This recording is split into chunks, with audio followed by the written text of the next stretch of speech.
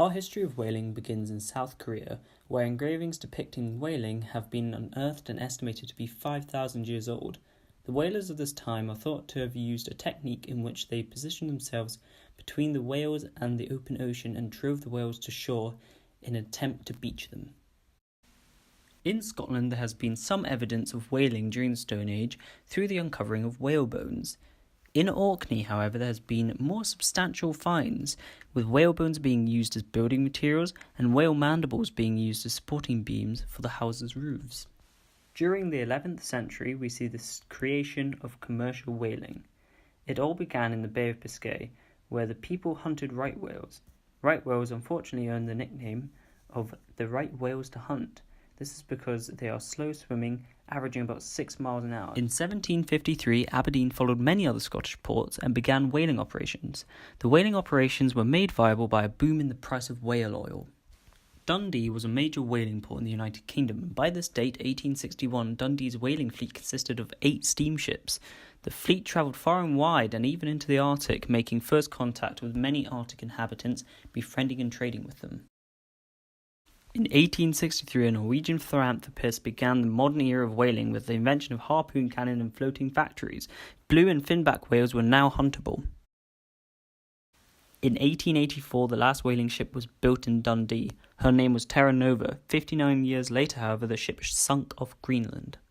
By 1980, Dundee stood alone as the last port in the United Kingdom to be carrying out whaling operations. In 1918, whaling activities in the Arctic and North Atlantic ended, leaving many species of whales almost extinct. However, Norway and Iceland still fish these waters, killing hundreds of whales each year. The year is 1946, and the IWC is born. The IWC is the International Whaling Commission, whose original aim was the managing of whaling so that it could be sustainable. In 1963, Christian Salvesen Company, based in Edinburgh, ceased all whaling operations. The company did this by selling its last 2 vessels, and it marked the end of whaling in Scotland. In 1972, at a UN meeting in Stockholm, the UN recommended to member states that government agree to strengthen the International Whaling Commission and call a 10-year ban on commercial whaling.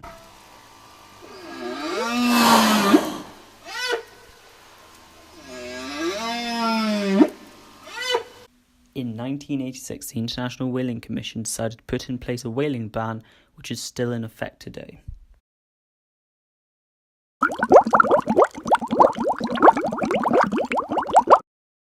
As shown in this graph, thanks to the whaling ban in 1986, Japan, Norway and Iceland have slashed their killing of whales. However, this is still not good enough, as the ban stipulates a ban on the hunting of all whale species. Since the ban, Japan has killed 8,201 minke whales. Norway broke the ban in 1993 and has since killed 6,879 minke whales commercially. In 2006, Iceland declared that they would resume commercial hunting. In total, since the ban was put into effect, 36,773 whales have been killed. 80% of these whales have been killed by Japan, Norway and Iceland, with 8,395 whales being killed for Aboriginal subsistence hunting.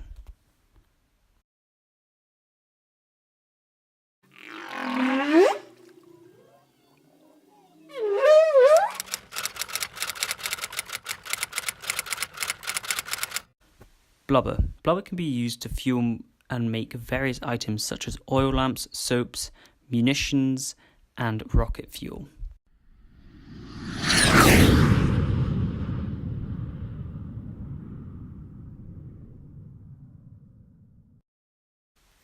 Baleen.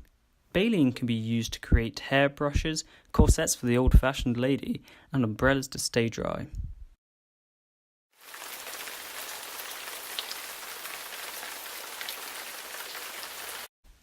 Bones. Bones can be used to make fertilizers and some types of glue.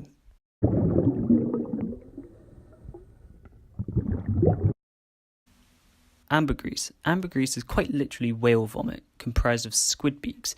It is used in perfumes due to its pleasant scent. The meat of the whales can be eaten with no adverse effects.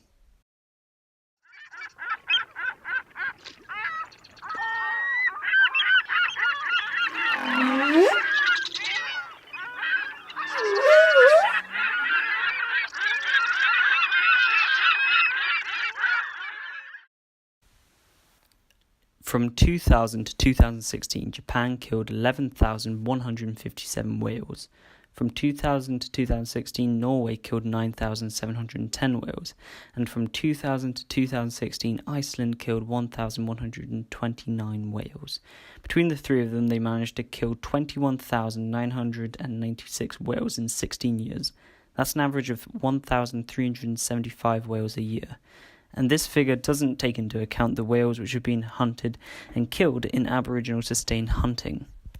Modern whalers also do not use tiny canoes like this. They use massive floating factories which look quite similar to this one.